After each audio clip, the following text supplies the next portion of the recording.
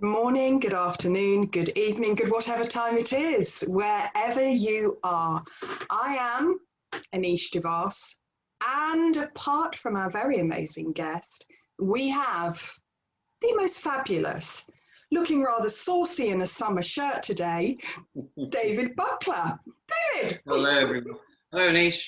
Hi, how are you doing? All right, how are you? Very well, thank you. Good, and I'm so glad that you are joining us. But even more, I'm very, very glad that Fiona Larkin is joining us. And for those who've watched quite a lot of these community connections, you will remember, no doubt, Frankie Larkin. And you're married, aren't you, to Frankie Larkin, Fiona? Yes. Yes. But we're not coming here to talk about your marriage to Frankie Larkin.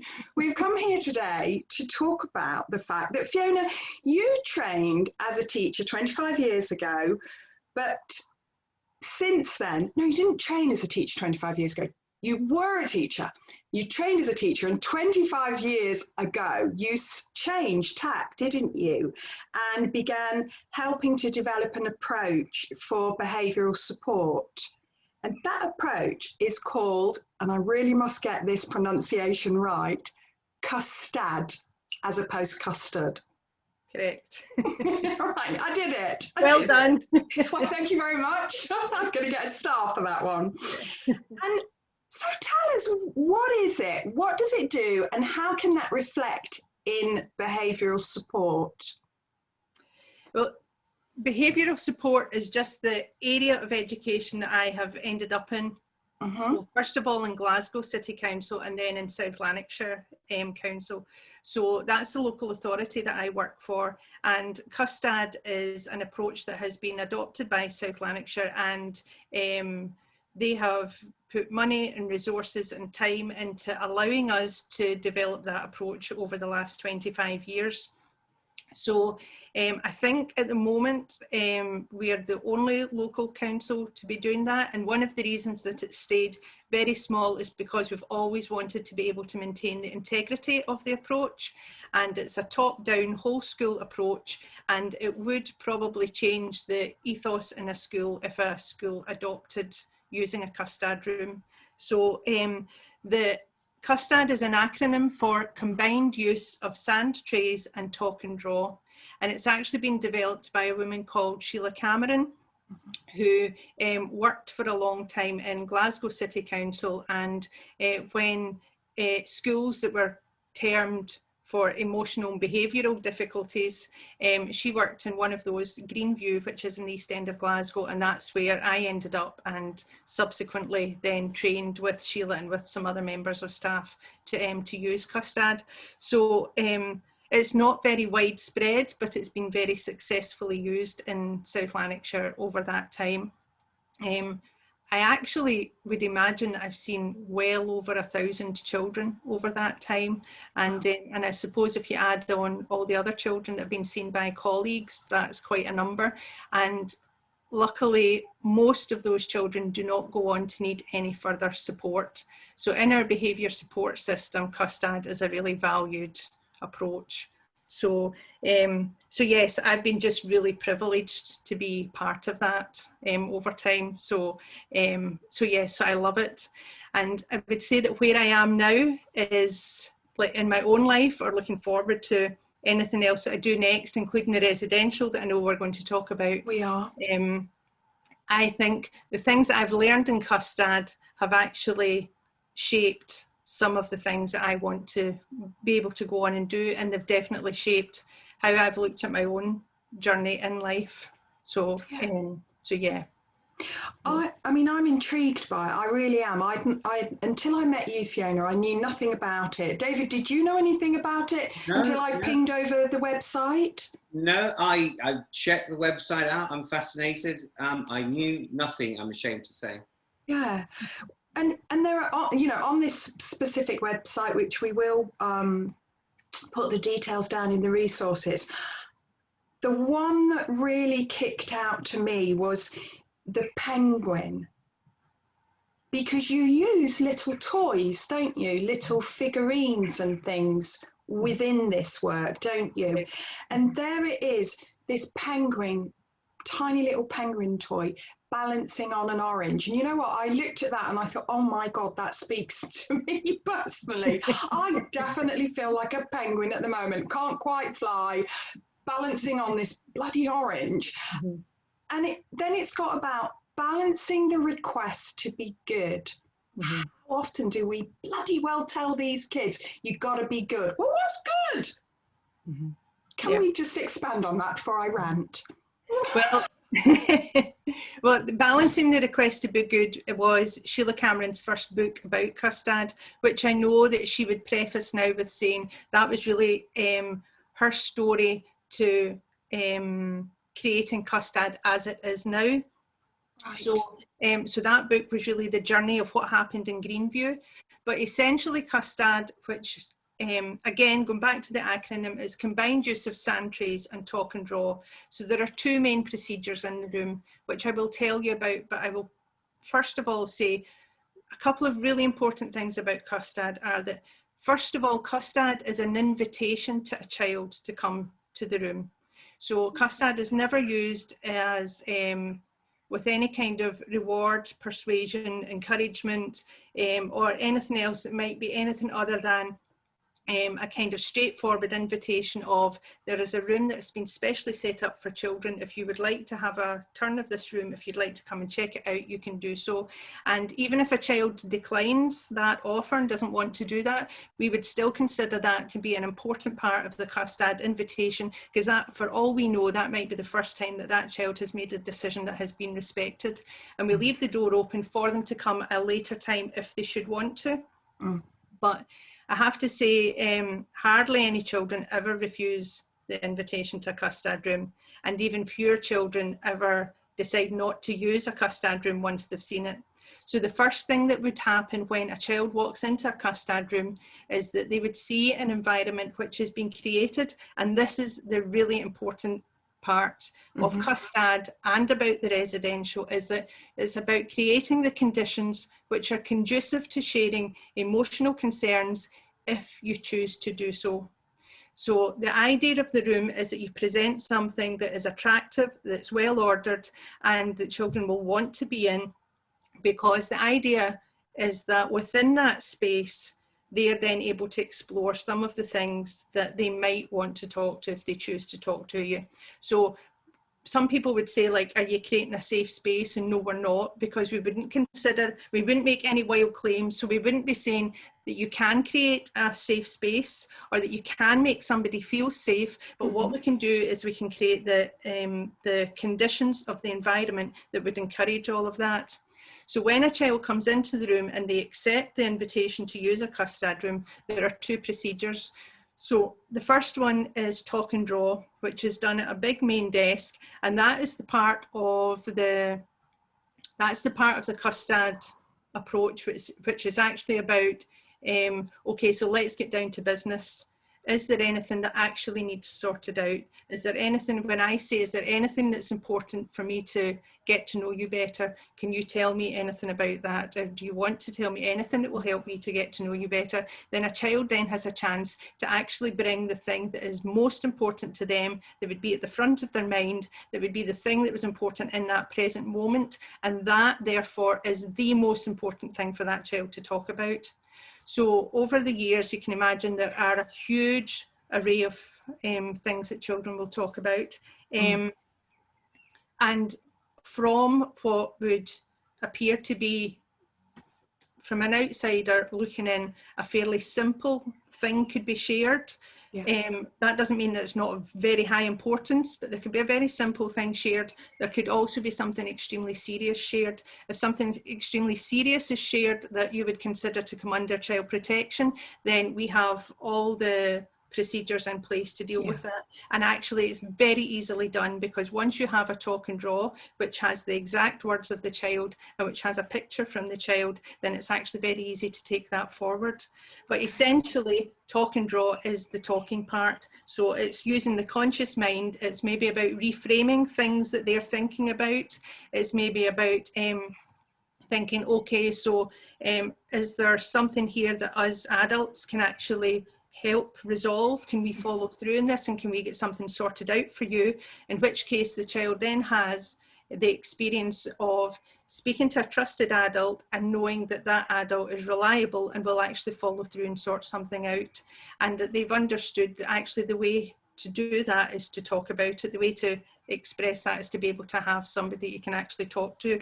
So if you were thinking about Gabor Mate's thing about children being alone with really big feelings, the damaging part is being alone with them. So in Custtad, children are therefore not alone with those really big things because they have somebody to talk to. So the talking part, the talk and draw, encompasses all of that. Yeah. The making a tray, which is the other main thing to do in a Custtad room, is where you bring in all the other little tiny, you know, we have, off the top of my head, I mean, the world in miniature, I suppose, is represented. People, cars, houses, trees, fences, bridges, roads, construction vehicles, snakes, reptiles, army vehicles, you name it, we have it in the trays that are set around the room. And children are free to rummage around and they can put anything in their tray to create a wee scene. So a lot of people will be familiar with that, because if you think of play therapy, it sounds very similar. The key difference here is that we make no interpretation about what the child is doing in the tray. Tell me about that. That is the bit that I'm fascinated, because we are so bloody busy, aren't we, as adults, saying, oh, well, that means that and that means that. When in actual fact, how do we know? Well, because the truth would be, Aneesh, it's actually none of our business.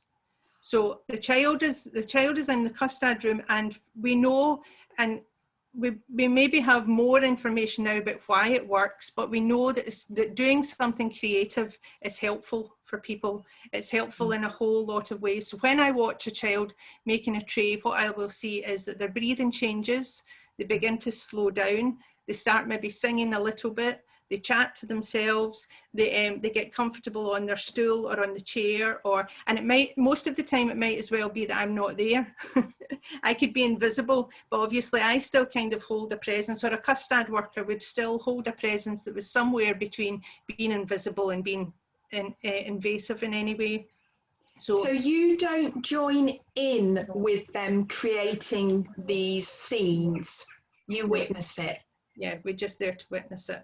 So, and I would say that it is my greatest privilege to have been there when children are working something out on a subconscious level, because there's no way on earth that anybody can actually have an idea of what's happening according to the things that might be presented in the tray, because I think that's unique to everybody.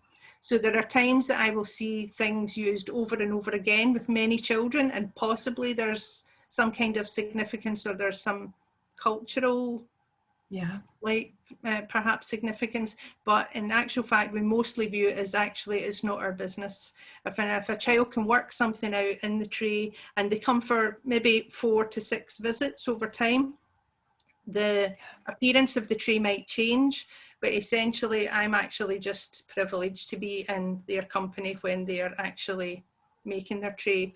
So what interests me about Custtad is that, so we have those two things. So we have this creative thing that's working on a more subconscious level, and we have the talk and draw, which is that, okay, so let's figure stuff out in relation to another person and see, are there things here that we can do to actually resolve or reframe something that is bothering you?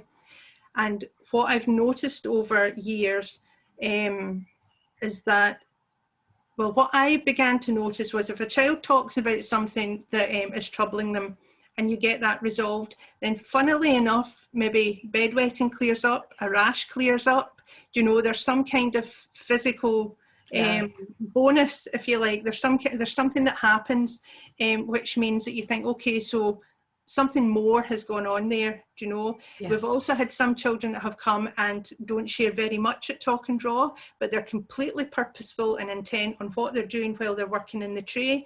And a few weeks down the line, a teacher will say, that's really, this child's like a different person.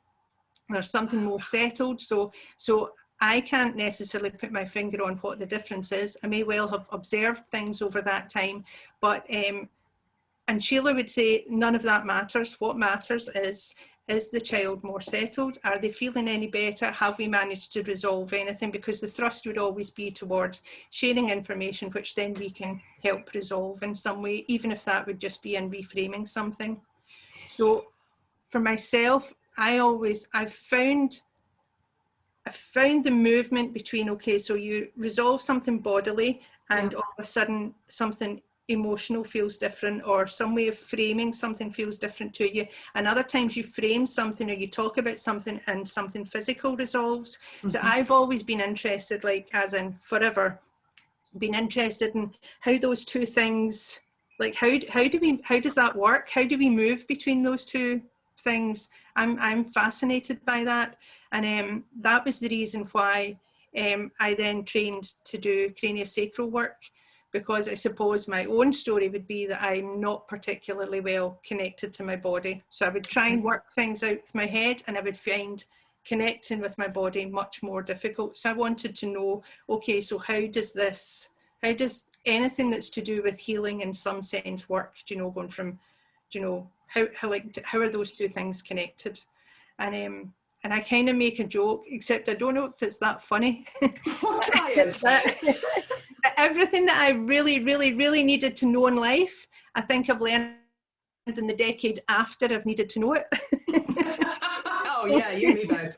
So I think what I really needed to know in my 30s, I found out in my 40s. So I'm looking forward to finding out like what I really needed to know in my 40s now, to know that in this decade.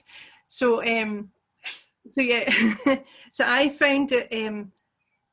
I found those two things, like that movement between body and, or the conscious and the unconscious, whichever way you would pair it up, I found those things really interesting, and kind of wanted to know a bit more, like, how do we work with them? Do you know, and I think back and I think, what did I actually really need to know in order to make any progress on my own journey?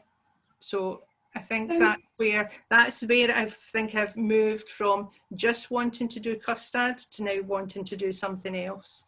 Yeah, and thinking about that, because of course we have, I'll be really polite, but we have a lot of academic studies on, David's smiling, on why this happens, and this evidence base here and this evidence base there. But what I'm hearing from Custtad is, it's not necessarily what did happen, it's just what comes out of that.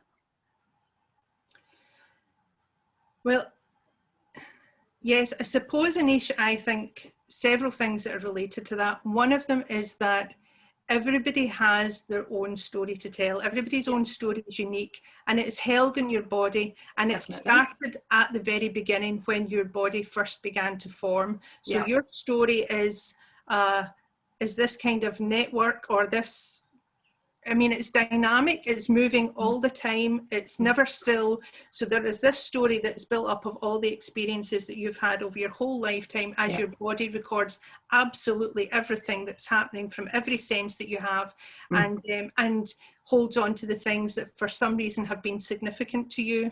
Yeah. And I also think that that story is that story is a birthright for absolutely everybody. So I do not think that wisdom is the property of the educated, and I don't think creativity is the property of those that are deemed to have talent or have had more opportunities. I think that the wisdom that you hold in your own body, everybody should be able to find that out. Everybody should be able to have access to that. And I think obviously for me, I've never had any money to go and have any other therapies or to find out anything in other ways. So I kind of think, well, actually, I'm entitled, if I live in this body, I'm entitled to know it. I'm entitled to understand the landscape of it and how it works and what's happened to it and how it's processed that, and to understand, okay, so how does that then, like, where are the cross sections between the narrative that I would tell myself about the rest of my life, about all the events that have happened. And I think as well that everybody that is in any relationship with anybody around them also deserves to understand relationships. And I think all of that is a birthright. I don't think, so with children that come to me, like, and I work in a school, so children that come to Custtad do not have to pay for that privilege. That is there. And South Lanarkshire does make sure that every child in South Lanarkshire has access to Custtad. My thing now, I think, is that when I see adults, I often see the child in them that has not been tended to, that has not had somebody to go and speak to about the really difficult things that they held on to. So what I'm interested in now, and what I think we're now trying to shape with the residential that we've planned, is exactly the same as Custtad. So for adults that want to come along, so it is by invitation, they would choose to come along if they're interested. If you're not ready, you don't want to, it's not your thing, all of that is fine. But if you want to respond to that invitation and come, then what we will create for those couple of days are the conditions which are conducive to you sharing emotional concerns if you choose to do so. So it's exactly the same principle in that sense. So we would hope that over that couple of days, then you would be in an environment with like-minded people who are supportive, and it would be your home from home, where you would, you know, where you would be safe and you would be looked after for the time that you were there. So that would be the first thing that I think is important about the residential. Because it follows on this time of COVID, then obviously the physical connection, being with other people, is really important. So yes, you will eat with other people, you might have to share a room with other people, you will be in conversation with other people. COVID and COVID testing, you know, if that all goes okay, you'll be able to hug other people. So all those elements we hope are there, so that when you come to the residential, you'll be able to reconnect with, you know, aspects of life that you maybe haven't had over the last year and a half. So in terms of this residential, which is called Reflect and Connect, isn't it? And it's at the end of July. So in terms of this, what you've done is you have taken that question of what happened to you when you were little, but not in terms of an academic exploring because we've got to fulfill, you know, a questionnaire type thing. But this is like this kind of what happened to you, and you can share that if you want to. And this is your aim from this residential. No, I think that's probably one step further down the line, Aneesh. I think for just this residential, we're going to look at, like, how has this last year and a half been with COVID and lockdown? Because a lot of people have had really big things to manage or to deal with. And of course, there's been a loss of connection over that time. So the chance to reflect upon how this last year has been, like, I mean, so many people have experienced loss of jobs, loss of life, loss of, there has been bereavement, there have been all kinds of things that would come under that category. And actually everybody has a story to tell about this last 18 months. And I think because it's shared and it's been a significant world event, then what we're going to do this time is we're just going to look at, okay, so how have we processed that? What are our bodies holding onto just from the last year? Yeah. Sounds amazing. It really, really does. What do you think, David? You brought me back to earth there. I was in Fiona's world for a while there, and it was a wonderful place to be. Really? Yeah, having experience as a school counsellor, Fiona describes what would be idyllic, and she mentions that, you know, the changing of the ethos of the whole school. I would want to ask her. I'm pretty sure I think I know what she means by that, but would she like to elaborate upon that? How do I elaborate on that? That's I think ideally, yes, if a school adopts Custtad as an approach, then obviously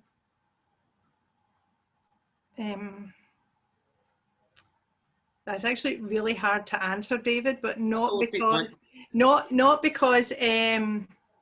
okay, what I'll say is if a school has a head teacher where the approach is from top down, and you're taking the principles of Custtad and how it works, then you can't, for example, leave a Custtad room and go back into a room where a teacher would not have a similar kind of way of talking, a similar type of language to be used.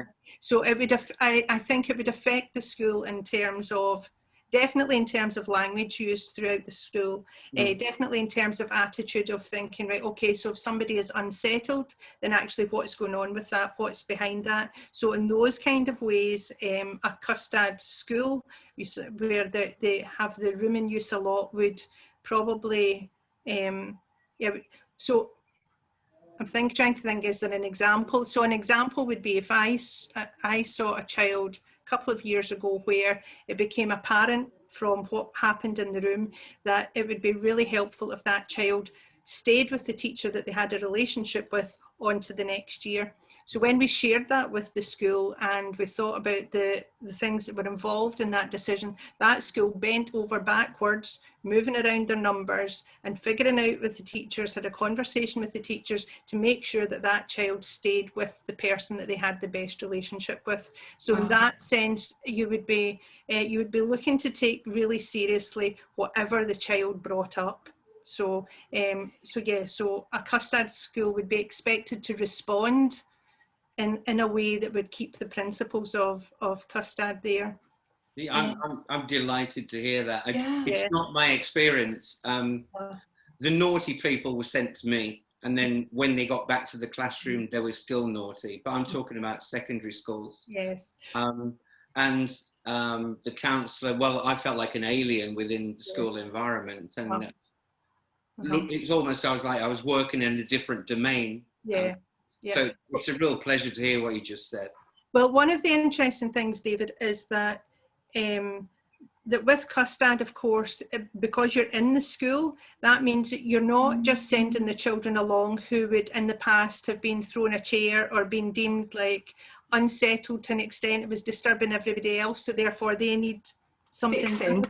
You're talking about whether or not staff are aware of has somebody been bereaved, has somebody in their family has been diagnosed with an illness, has somebody's pet died, has somebody having difficulties in friendships, has somebody gone very quiet, has somebody stopped speaking where they used to speak before. So the school is able to be aware of a lot of different things about the children that are in there. And also Sheila would say that when you come along as a primary one parent, a Custtad school will say to you, so at the end of this corridor we have toilets and we have the lunch hall, because while your child's at school we need to physically take care of them. Along at the end of this other corridor we have a Custtad room, because if there is a time over those 7 years where you're a little less robust or there's something else going on, then that's what the Custtad room is for. So in that sense, going to a Custtad room would be an entirely ordinary way of dealing with emotional things that come up in life. I'm avoiding saying the word problems there. I thought you were, and so would I under the circumstances. And also what's quite nice is that children who've been to Custtad begin to talk to each other in the playground. So you have a connection, and we actually had one school where the Custtad room was a wee room at the very top of the stairs because it was an old building, and children actually used to call it the room at the top of the stairs. That's great. There was a kind of excitement over, so it becomes part of the school life as opposed to there's the therapy. You take yourself out of school, even if it's within the school building, because you're in therapy. This becomes everybody supporting that, parents, teachers, head, students. And it's not a response to trauma. So if you had somebody that was in a lot of difficulty or was extremely unsettled, they would not be coming to a Custtad room. You would be very careful about the timing of somebody's visit to a Custtad room. So, wow. I didn't want to take you away from the retreat, Fiona, but I just wanted to ask that question, and I'm glad I did. I'm glad I did. So retreats. Let's go back to that retreat. I think it sounds fascinating, and I actually love the idea that it also sounds as though it's got an organic growth to it, because at the moment you're saying, look, this retreat is about bloody hell, we've just been through 18 months, we couldn't have a hug, blah blah blah. So in actual fact, this is about, as it clearly says, reflect and connect, to support each other but you're bringing over those Custtad principles as well of how that looks, how the environment is, and how people can connect in with each other. But there's also this opportunity of, presumably, if you make a group, that there's the opportunity of maybe next year or the year after or something that you can re-meet in those groups if you wanted. Because I find that when I go on like trainings and things like that, yeah, it's great because you meet lots of different people and stuff like that. But I don't know, sometimes I kind of think, oh, I'd really like to learn alongside that person or share alongside that person. And you kind of, you miss that a little bit. Like, I love learning with David, of course. Always want to learn with David. So, you know, so how is that kind of something that David and I could say, David's like, no, don't let her on. David and I could think, do you know what? Actually, I'm going to go on that reflect and connect. So it's a continuum in effect. And if it is, how do you introduce other people in? Just sort of add that bit in. Thank you, Aneesh. I think what now, I think actually, I don't know whether or not it's because of COVID and the fact that this last year has been so different. I don't know if it's because I'm at a particular stage of life, and like in the last year, like for example, my dad has died, and so like life always shifts around and space appears where there wasn't space before, or things change, and I suppose I would personally like to do a lot more of this kind of work, which is based in like how we actually connect with our bodies. And how do you do that if you don't have access to anything else? Like, what information do you need in order to actually tell your own story or walk your own journey? So what we've done for the weekend is that we've invited Suzanne Zedek, who has very kindly agreed to come along and to work with us. And of course, she's extremely skilled in conversation and looking at the biology of connection, which of course is what I'm interested in. And over the course of the weekend, we have Suzanne to be able to talk about that and to put that in some kind of context of the last year, and to be thinking, how do we process some of that? Like, how do we hold those big feelings together? How do we connect with each other? How do we actually then, as you were saying, like make a wider network? Because there are actually so many people that are interested in their own journey and in their job or in their life, making sure that they do their best, and that people have these opportunities to be able to tell their own story and to be able to get help where it's needed. Then I personally think it's really exciting to be connected to the sort of network that there appears to be. I mean, even Aneesh, meeting yourself over Twitter in the last year. Never in film nights. Yeah. Who could forget them? Yeah. We had a film night, everybody, and I was sat watching a film. And this is it. Polite therapists sat watching a film, and I'm like, oh, it's good, isn't it? Thinking. Then all of a sudden, was it 20 minutes into the film? You all said, don't think I can see it. We all thought it was a really arty thing that you had put on, and we're thinking, okay, this is different. So we really, really expressed ourselves and stood up and didn't say, excuse me, we can't see it. Yeah, you're quite right. We did connect over that with great humour.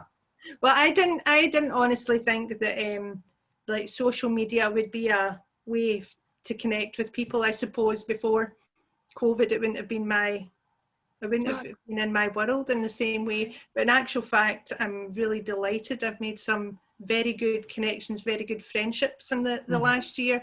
And I think it's exciting to be part of that. So I'm hoping that if people come on the residential, then you have more people able to make connections with each other, and not, I would say, connections at a level where the relationships really matter. So I don't mean connections in any kind of surface sense that actually mean that if you're there and you are in an environment where you're able to share some of your own story, if other people are doing that too, then actually you're building relationships. So I think that that then if we're able to have some kind of network that comes out of that over time with real relationships at the root of it, then that can only be good for us as a whole. So so that I think is a huge part of it. And I have deliberately not said in any of the advertising that there's anything artistic happening, because people immediately go, no, I can't draw, I can't do any art, and they get terrified. But in actual fact, we do have some quite fun, creative things to do that are about being able to connect to your body. Because, because the thing is, what do you need to know to begin to learn the language that your body is speaking? Because the body doesn't use words. You know, it's okay to do all the talking, but this is where we would move from the idea of talk and draw and the kind of conscious thought and the conversations with people in order for us to kind of work out what's happening. But then you can't think the feelings, you have to feel the feelings. So how do you do that? And how do you begin to understand about the patterns that you hold? And also, one of the other really important things is, they always used to say in my craniosacral course, any idiot can find disease, any idiot can find illness. Do you know, you can talk to somebody for 2 seconds and you can have, do you know, their life story in terms of what, do you know, illnesses they've had, but actually, how do you find health? So one of the purposes of the weekend is to orientate ourselves towards health. So how do we do that? So in actual fact, we're looking at what things bind you, because once those things are no longer there, then our natural shape is to bounce back out into being confident and being settled and being beautiful and being all of these things that would be associated with like the best possible, like, that you could imagine. Version of you. Yeah, I guess so. And I suppose I essentially believe that at some point in our creation, we are all of that. So so it's about orientating to where we find health and where we find health in our bodies.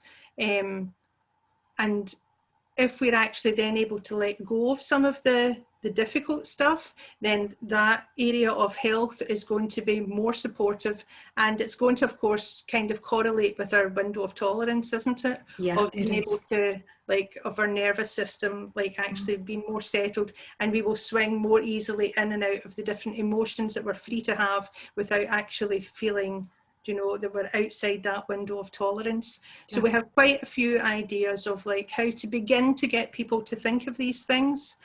And the element of the residential that Frankie's going to deal with is, so if we're thinking, okay, so we've done the talking and we've done the feeling, so how do we actually resolve some of the things that we've discovered over the weekend, or some of the things that have been brought up? How do we let go of those, or how do we match up what we're feeling and what we're thinking together? So what Frankie's going to give everybody the opportunity to do is to use the heart math material, because there's quite a lot of technology that goes with the biofeedback, which is really useful for people to see.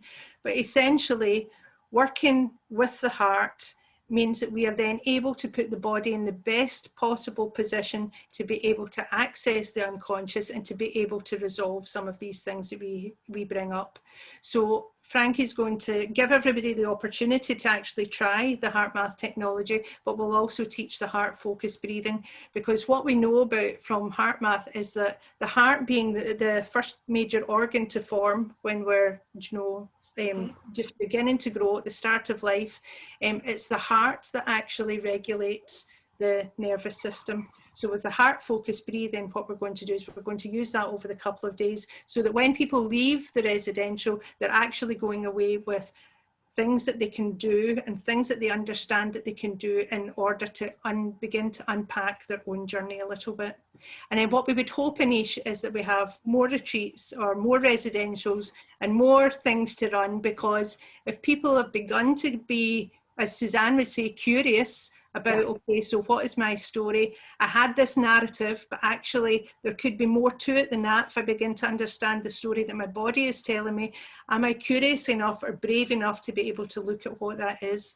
And I suppose then if I was saying what myself, Frankie, Siobhan and Michelle have done over the last year in forming Anam Alba, is that we would like to be able to provide ways in which we walk alongside somebody if they're interested in their own journey.